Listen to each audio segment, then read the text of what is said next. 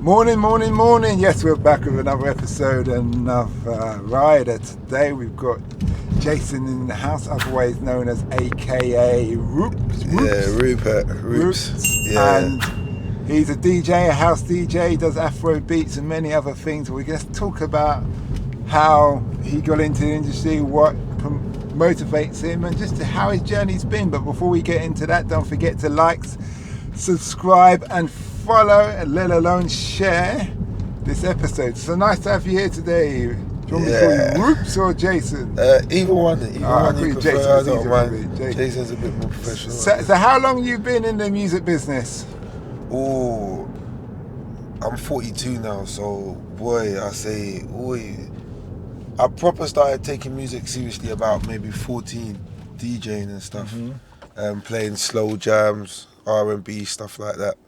When I was about 14, playing for my local youth club. That was it. That's how I got the nickname Rupert the Bear, innit? Like playing slow jams and wearing checkered trousers. Okay. And what motivates you? What motivates me? Yeah. To be fair, I would say money is a slight motivation, but it isn't my main motivation. When I say that, I mean I like to have money to be able to do what I want when I want, but I'm not like greedy or in essence. Like I treat people how I expect to be treated in essence. Okay. Now you say you do house, Afro beats, things like that. Why that selection of music? It's got more feeling, more feeling to me. I can't say for other people, but for me, yeah, it's the best feeling I get from music, the drums, the beat. Yeah, that would be the best. What were you brought up on? What kind of music were you brought up on? Reggae. Okay. Reggae, country music as well on Sunday, because my mum said Lucian, so they listen to they love their stories and then the country music, but mainly reggae, rare groove, yeah, lovers rock, that kind of stuff. Okay.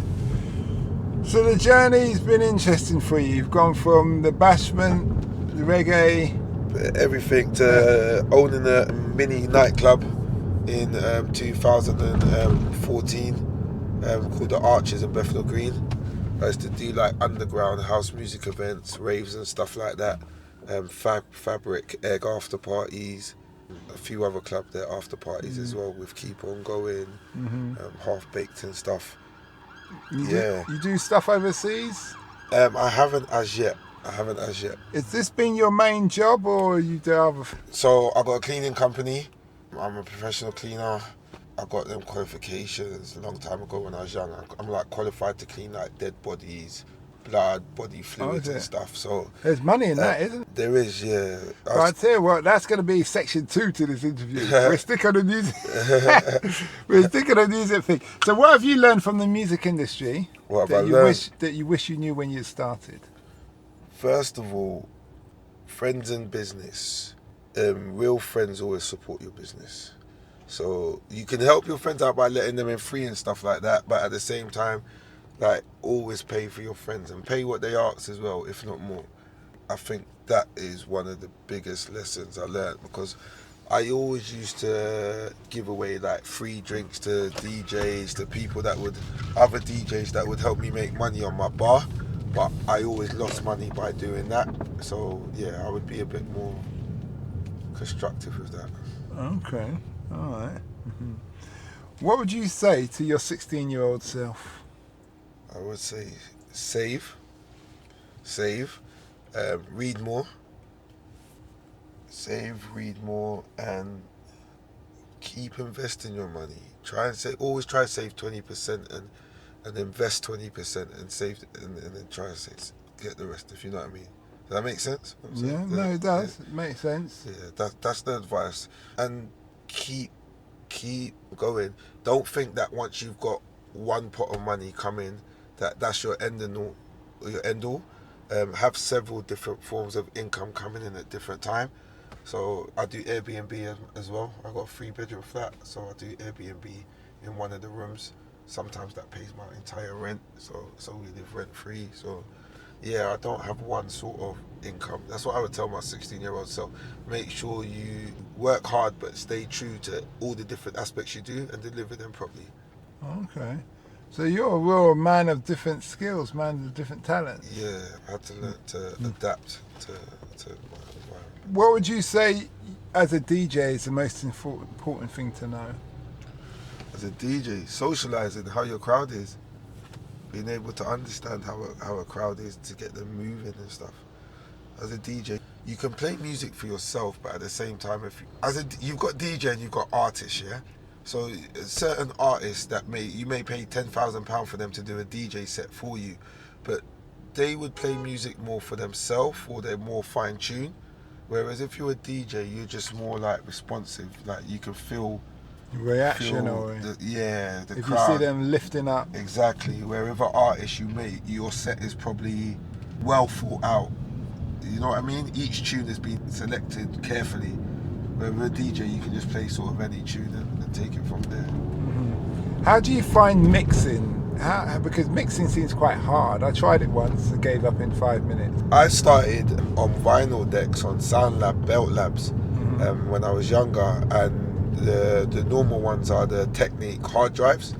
So the 1210s, 1210s mean the size of the record? The actual Technique that the record gets played on. Okay. So they're called 1210s.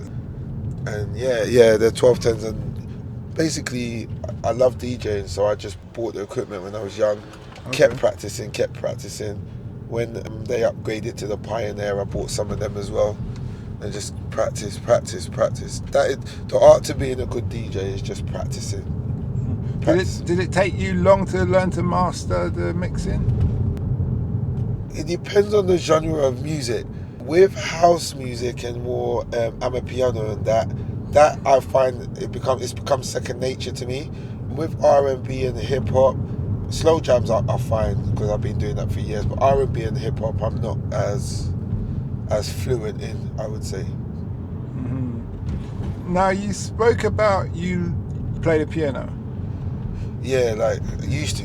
Did you go? Would you had a background in the church? Sylvia Young. Yeah, I used to do tap dance. I used to do tap dancing. Yeah. I started off doing performing arts, acting. So I have to ask you: any of your parents creative in music, arts? My mum, within painting and stuff like that. My dad, not so. I don't know really about. That's a good thing on my dad's side. I don't really know much about. Would my dad say be creative on that aspect? Mm-hmm. But my mum definitely, she loved painting and stuff like that. So. Okay, that's good.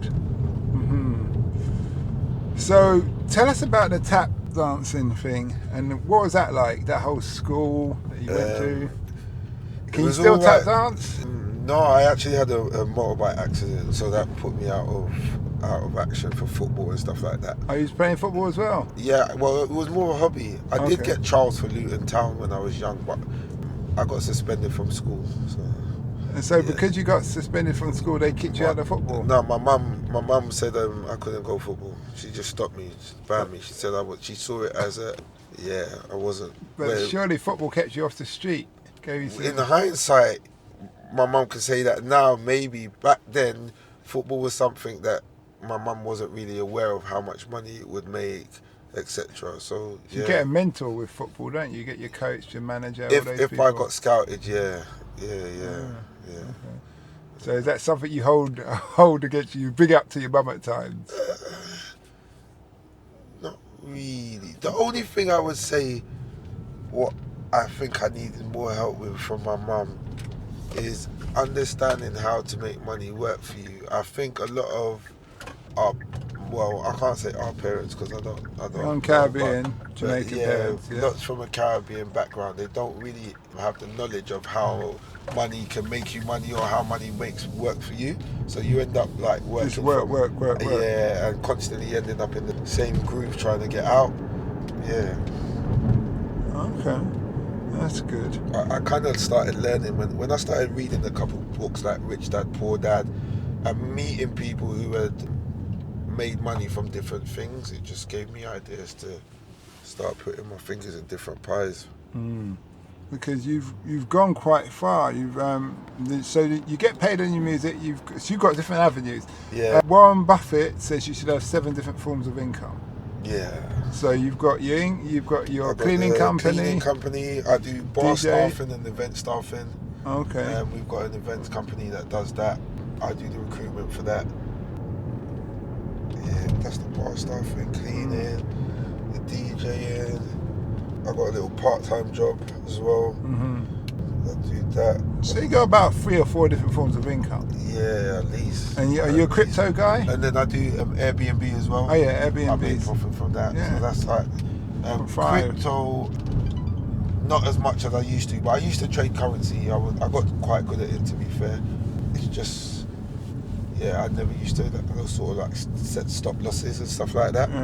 So it's one of them things. That's good. So going back to the music thing, is there anything you would have done differently? Music, I would have. You know that. So you got music, yeah. As a DJ, yeah, you've got music, but you've also got the industry.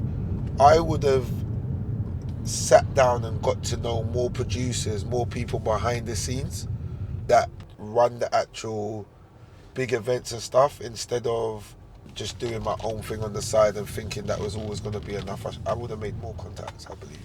You would have networked better. Yeah, in hindsight, yeah. Okay. Yeah, with different people. I wouldn't have put myself with a certain crowd. Do you know what I mean? I would have left myself. I did a lot of collaborations with people, which opened me up. But some people kind of boxed me in because of the dynamics they worked in. So you'd be more affiliated with everybody? Yeah, and but not committed to anyone? Yeah. Okay. That's what I would say. Especially within the music industry, it's like they love you, then they hate you. Like it's a weird one. Why is that? I think because... And when you say they, who is it? The other promoters, other clubs.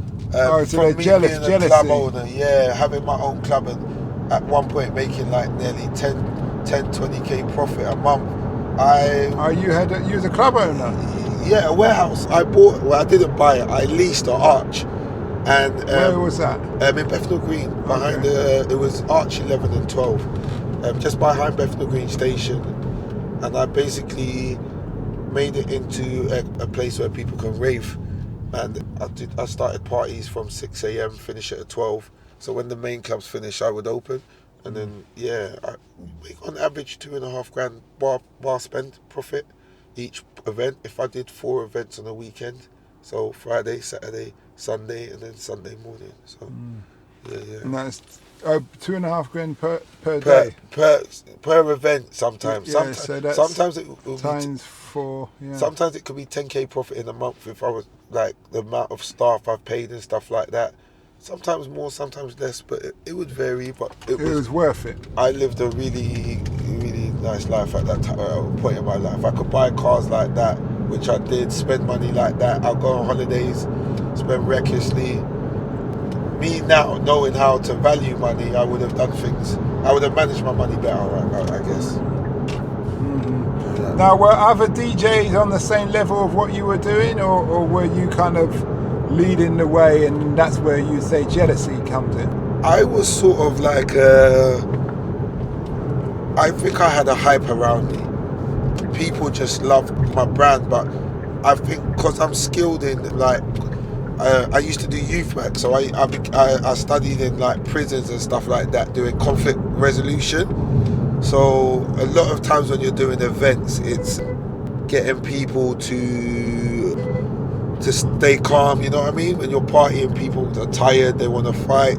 Even on the bus, the amount of things I've had to stop just talking to people, that's my main skill, I reckon. Oh, because people are on that bus all day as it's driving around and noise, they're getting congested, they want to use the bathroom, they want to do this, they want to do that, they haven't got battery power, they can't get reception.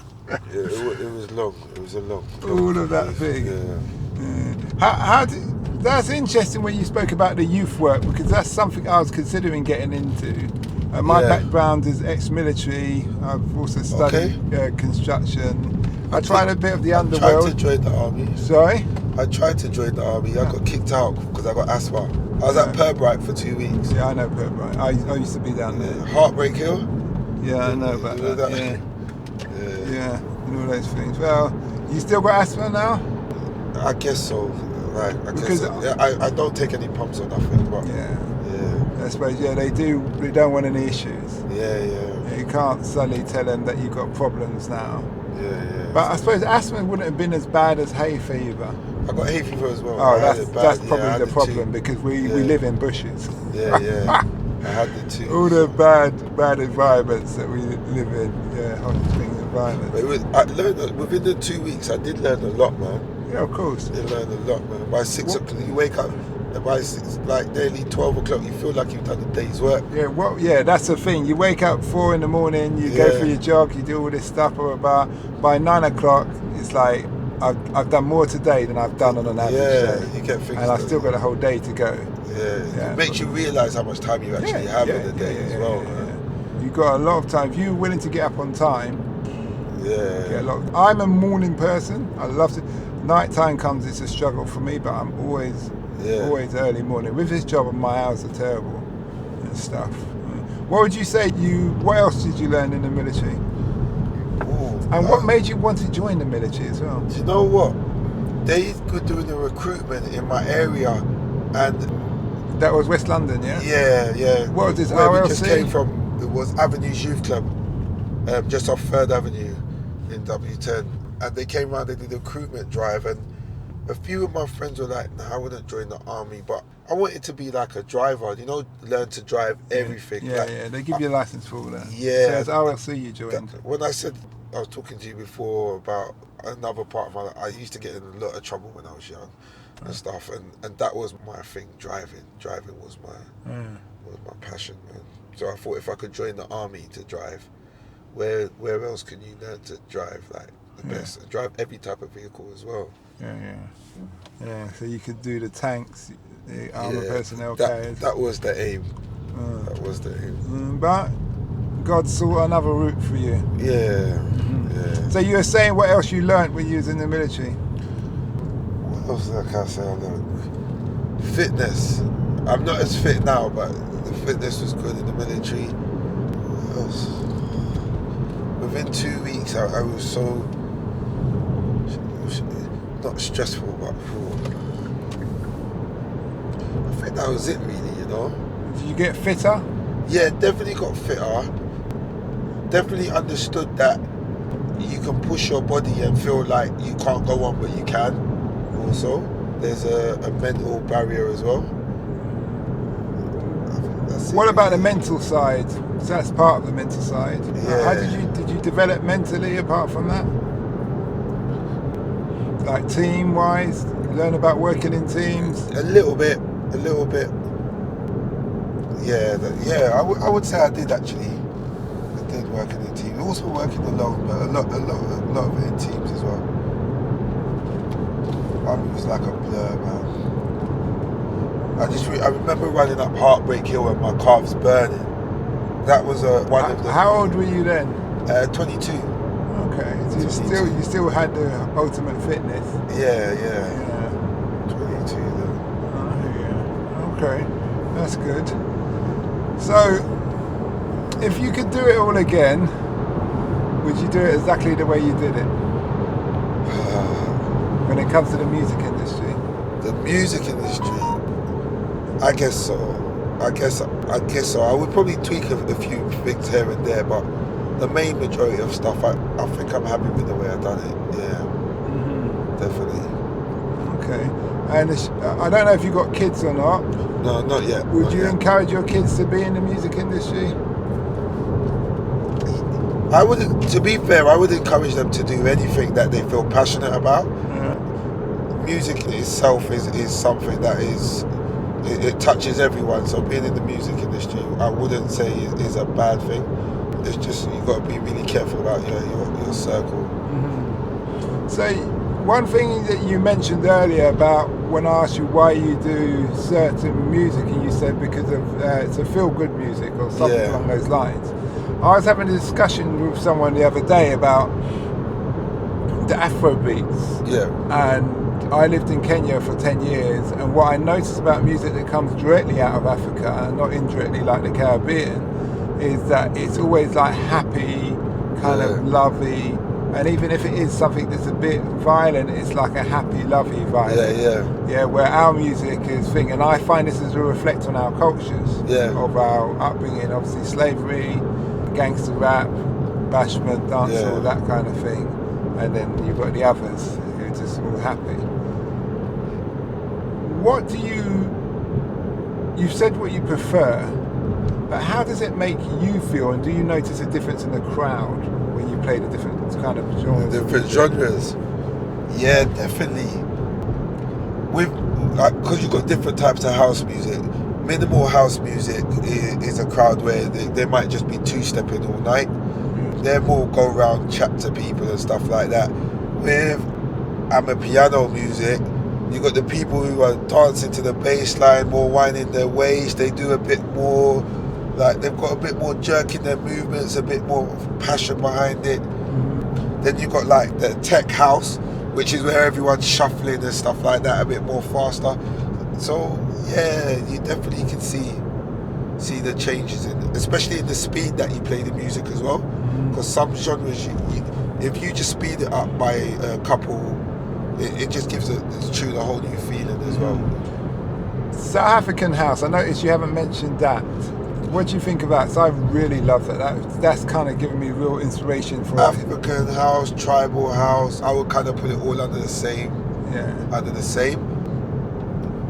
I think when you listen to, I've been listening to house for nearly 22 years, and I started taking it seriously after about 10 years. The African house has a bit more snares and stuff like that. When you say snares like the like drum kind of like that kind of thing.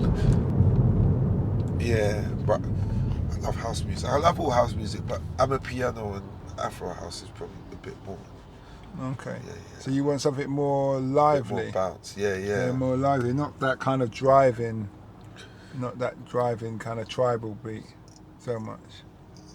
It depends, because you've got beats now. So you've got beats that are kind of a bit slower, but then the bass is a bit quicker. So with piano, it's still fast, but then you've got the slow aspect of the beat and the bass behind it. Does that make sense to you? Yeah. Like clear? Am I clear when can I say it? I don't know. Well, I kind of get what you're trying to say.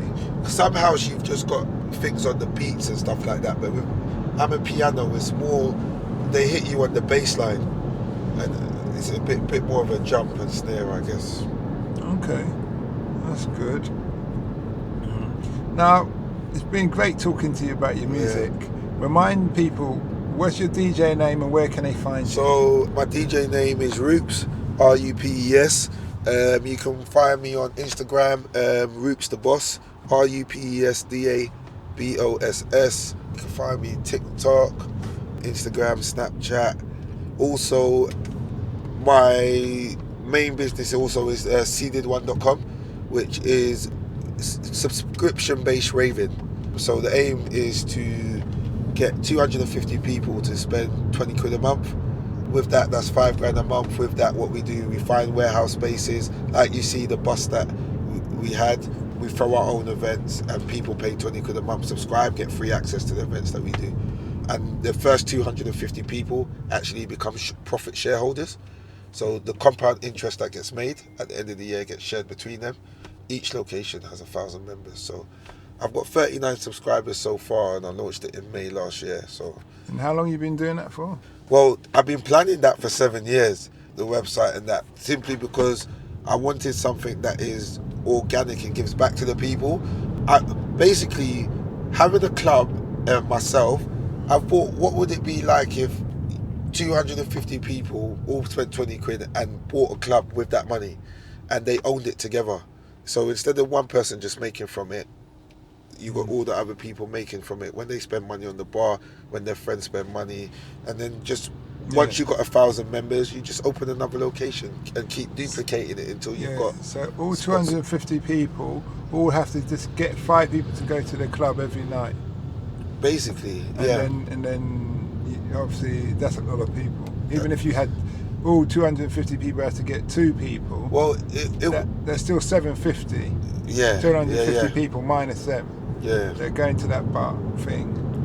The aim is 250 a month. As long as I can get to it as a starting point, I'm happy with that. I'm working 39 so far isn't bad. Like I just take under 800 quid a month from putting on one event. If I do one, I actually skipped not doing an event the previous month because I had Carnival planned. So I told people exactly that they're going to miss out this month, but it goes towards the next one. So it works. Yeah, I hear you. That's good. That's good. Now, you spoke about this cleaning business. Yeah. I'm intrigued to hear about this cleaning business. So you were in school, you got your cleaning, did you a cleaning course? Yes, I ended up in prison.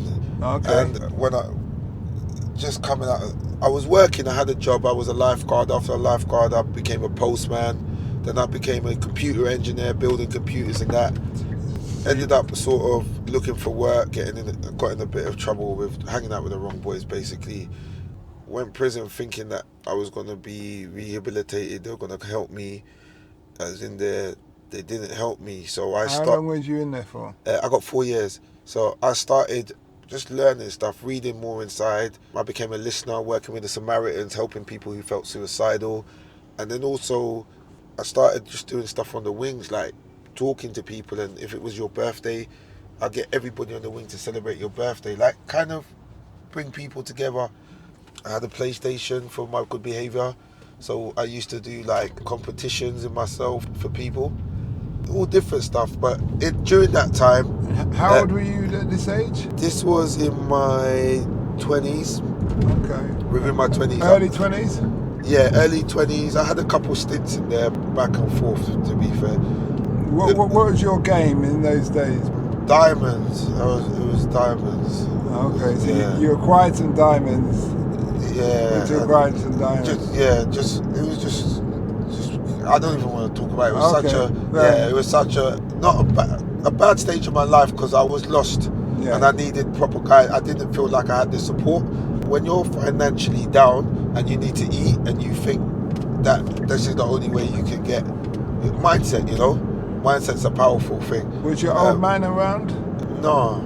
Okay. My mum and my dad broke up quite when I was young. I talk to my dad now and everything. We have a good relationship and stuff like that. But yeah, it did affect me growing up. I didn't really have male role model to kind of guide me in the right way. But yeah, what I was heading at was, I basically, in prison I started cleaning. I cleaned my cell constantly and he was like, why do you clean so much? And it became something that it was reminded, like it kind of like I wanted to like clean all the dirt out of my life, like all the bad stuff. So I just started cleaning and then I started finding out what qualifications I could get. So I've done as much courses as I can, cleaning blood, body fluids, getting myself to a stage that when people got attacked in prison, I would be the one that would actually clean their cell and stuff like that, and I would get paid extra money for it and stuff like that. So I just put myself in a position where I could earn more. I came out... Was that often that people got attacked and you had to clean up? Normally, let's say about twice a week having to clean up blood and stuff like that. It could be little things, people cutting their own wrist. Because it's blood, it had to be cleaned professionally. So they trained us to do it with the Bics. So they trained you all that in prison? Inside, yeah. And then I got my certificates, qualifications. And then when I came out, I did one more course because I just wanted to get the highest level. And that was cleaning the dead bodies and all that. And then after that, I went for some Jewish guys now. I basically found a post on Facebook saying they needed the male cleaner. They said, how much do I charge? I said... A male cleaner? They wanted a male cleaner because it's a Jewish office, so they don't have women, only men working there, they don't have women in there. Yeah. And when I went in there, they said, what else do you do? I blagged it. I said, I said to them, I got 5 staff. I basically cleaned everywhere. And they basically started giving me houses, HMOs. So you know that they have a house with like 8 bedrooms and different people lived in each room. I would clean the communal areas. And yeah, I started charging them like 20 quid an hour for that. and I was doing really, really well. And up to now, I still work for them. I've got a contract in Slough. I don't even do it myself now. I've got some African guy who I met who at the train station there. He cleans the train station. I said to him, "Do you want a quick job?" And I pay him £15 an hour, and I charge them £30 an hour for that job. So I make £15 an hour for that one as well. So it's just I put myself in positions where I try and get into a stage where it runs itself, or I can run it from my phone, and then Okay, that sounds very entrepreneurial. trying a thing, bro. 42 and still trying. If you could meet, I believe you should be trying until the day you move on. Yeah. Because that shows you're always keeping an active mind and doing what you need to be doing. If you could meet any entrepreneur, someone you idolize, someone you look at as a mentor, even, who would that be? I'd say one of the dragons. You know, the guy who does Diary, the podcast Diary of a CEO. Oh yeah, I really the like mixed race guy. Yeah. I'd really like to meet him. Who else would I like to meet? The next person I think is an author. You know, a guy called Malcolm Gladwell. I love his books. I'd just love to just talk to him, and just pick his mind. You know. Okay, that's good. That's good. So cleaning, have you ever had to clean dead bodies and things like that? Since I've been out, I've only had one job doing that. Cleaning up blood, yes, but the body one, I'll be honest, most of the jobs that get that are big companies that tender for them. So because my company is still quite small, it's harder for me to tender for them. You know? But surely you can undercut them easily. I need to get in with them, and there's more I need to do on that aspect, I'll be honest. So, but how does that work? Do the police take away the body and then and then you would have the body fluids and all the, you know, once your body starts decomposing, it leaks out the eyes. So you do. That's the bit I would just clean up and all that. You go in there suited and your stuff. Yeah, and you just put like one of white suits. Yeah. Socks, everything. And see the mask. I always wondered the room must smell badly. How do you do it? Do you have a mask that stops the smell coming through? The smell something.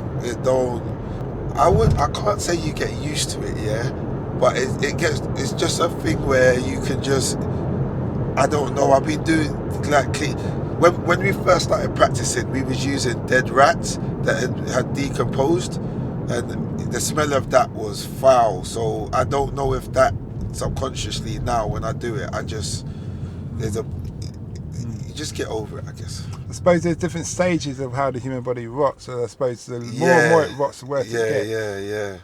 But you must have a strong stomach. I wouldn't say strong. I guess I haven't vomited or nothing from it, so I guess. I just think of it as second nature, man. Like not second nature, but second nature, if that makes sense. Out of all your businesses that you've done quite a few things, from the nightclubs to doing a DJ to obviously you're doing Airbnb and everything.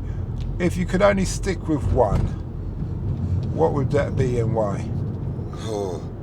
I would go back to nightclub days, simply because the income you make from selling alcohol is second to none. Like you can to make 2-3 grand within the space of 6 hours, real quick, from just selling drinks, and that's profit. So you've paid your staff already after. That is something that the feeling when I could give my mum 5 grand every month. That feeling there was I've never been able to do that with any of my other businesses. So that would be the business that I would say. Your mum must love you. You got many brothers and sisters? Yeah, I got older sister, 2 younger sisters, and 1 brother. But my mum only had 3 kids. So I've got 1 from my dad, and my mum adopted one of my cousins. So that's why I got 2 sisters. So you okay? I'm the oldest though. I'm the oldest child from my mum, firstborn. So your sisters must love you. You look after your sisters. Yes and no, they look after me too. My older sister, I would say I look after her a bit more. Okay. Then my other sister, Misha, my younger one, she's a bit more, like, she does her own thing. Like, I can help her, but there's only so much because she just put me in my place. She's firm like that. Yeah. Okay, I hear you. I hear you what you say. Sibling love and rivalry. Yeah. Yeah, I hear you. I hear you. Mm-hmm. What? I've asked you what have you learned that you wish you knew earlier, but what words of advice would you give to somebody as you're an entrepreneur? What words of advice would you give when it comes to business? Business. Take calculated risk. Try and stud what you want to do. Don't just dive straight into it. Find out different avenues, different flaws. Practice as well. Mistakes. That's one thing I would say. Get good at making mistakes. Like, them mistakes are things that you only can learn from. So, yeah. So real life mistakes. Yeah, failure. I love the word failure. I might have failed in like that, but in one aspect of it, but I didn't fail in the whole. Like when I first started the business, I didn't realise there's so many different aspects to it. So my first bit was I wasn't sure with the account, so I failed at that bit. But now, after doing it for a couple months, I started learning how to do it. So now I know how to do my own accounts. So I just practice, research, and study every aspect of your business because that's what you need to learn, you know. Mm-hmm. Okay. Well, thanks a lot for that. It's been an interesting ride and stuff. What's the name of your company that if people want to use your services? Seeded1.com. Seeded1.com, and then you got Nana Jeans Promotions as well. So spell that. So Seeded1, SEEDED. Yeah, so SEEED 1, the number 1.com. And the reason why it's Seeded1 is because it's a weird analogy, but you know when sperm leaves, it's the first one that gets to the egg, right? So seeded one. So in essence, each person you meet is seeded one. Oh, yeah. That's very good. Yeah, seeded one. Seeded one. So we're all the ones who made the mark. All the ones that made it. Yeah. So in essence, everybody is not just a twin. We're like a billionth of a twin. Billion of a twin. That's a good way to That's a good way to leave that podcast. Oh, anyway, thanks a lot for that.